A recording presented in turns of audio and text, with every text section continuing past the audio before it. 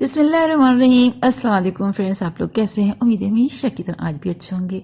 आज हमारे किचन में बन रहा है झटपट रेसिपी। टाइम कम था, समझ में नहीं आ रहा था क्या पकाया जाए, तो हमने कहा चलो, सबने कहा कि आज हम लोग अंडे आलू का सालन बना लेते हैं। सब लोग शौक से खाते हैं और वैसे भी अब सर्दी जा रही है, गर्मी में तो नहीं पकता, तो आज हमने बनाया है अंडे आलू का सालन। तो उसके बाद आपके पास आपको रेसिपी शेयर करूँगी।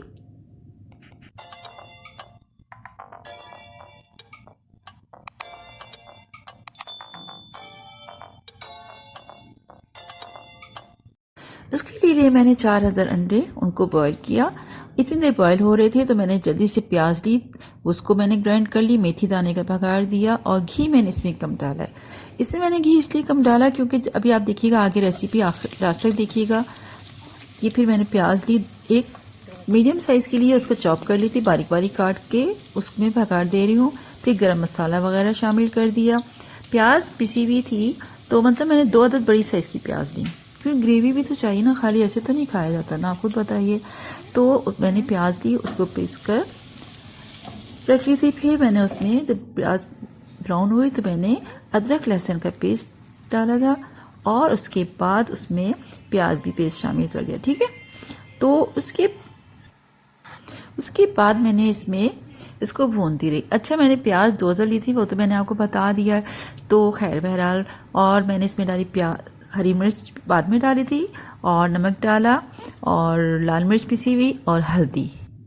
ठीक है, वो सब डाल के भूनने लगी।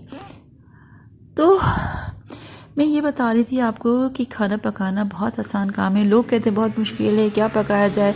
मुश्किल नहीं है, बस सोच लो आज ये पकाना, तो खटपट किचन में चले गए और बन गए।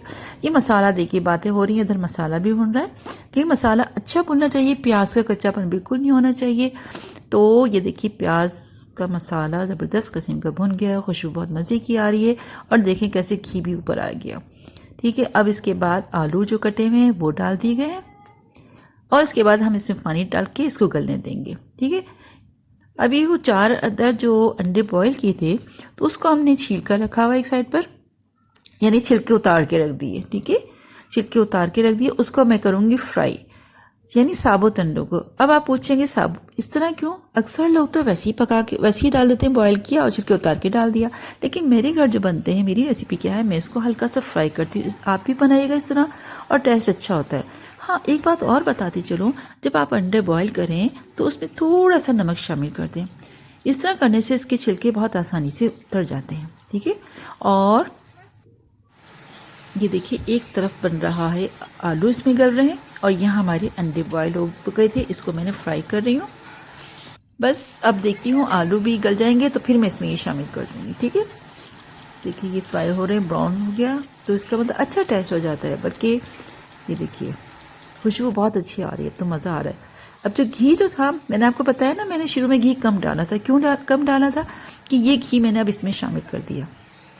कभी तो ऐसा होता है कि मैं अंडे पहले बॉईल करके और उसको फ्राई करके अलग करती हूँ, उसका घी और थोड़ा सा और डाल के शामिल कर देती हूँ।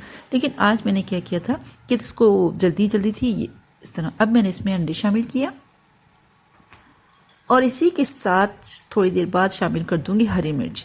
हरी मिर्च डालकर जो फ्लेम ऑफ कर दूंगी और कवर कर दूंगी। उससे क्या होता है, इसकी जो हरी मिर्च का जो खुशबू मज़ेदार होती है ना, वो मज़ा आ जाता है।